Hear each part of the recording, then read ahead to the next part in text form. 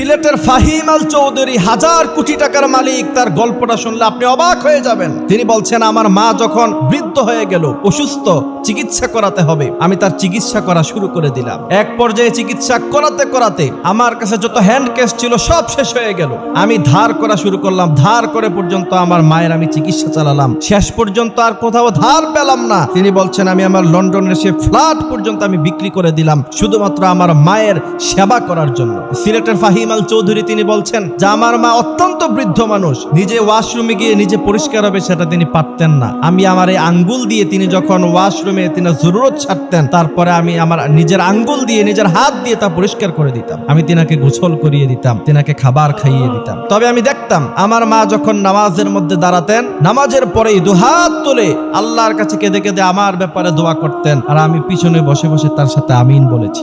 সিলেটের ফাহিম আল চৌধুরী 1000 কোটি টাকার মালিক আজকে তিনি। এরপরে বলছেন, আমার মা দুনিয়া থেকে চলে গেলেন। চলে যাওয়ার পরে আমার তো ব্যবসা বাণিজ্যে আমি সময় দিতে পারি নাই, আমার বাড়ি নাই, গাড়ি নাই, সব বিক্রি করে দিয়েছি। এরপরে আমি আবার নতুন করে বিজনেসের মধ্যে হাত দিলাম। তিনি বলছেন, আল্লাহর কসম করে বলতে পারি, আমি যেখানে হাত দিয়েছি, আমি মাটিতে হাত দিয়েছি, মাটি স্বর্ণ হয়ে গিয়েছে। আল্লাহু আকবার। তিনি বলছেন, এরপরে বিজনেসের যেই জায়গার মধ্যে আমি হাত দিয়েছি সেখানে সফলতা এসেছে।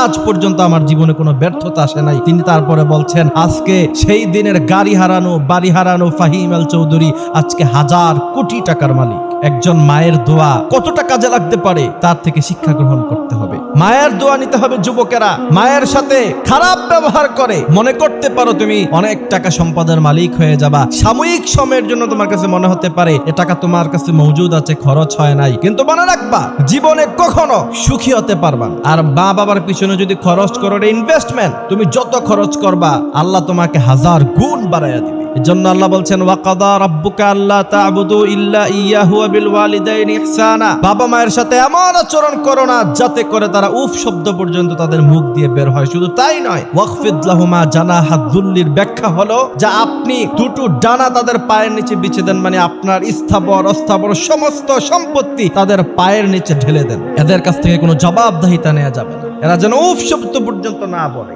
যদি এমনটা করতে পারেন, শুধু দুনিয়া নয় আখিরাতেও আল্লাহ আপনাকে জান্নাতের মালিক বানায় দিবে।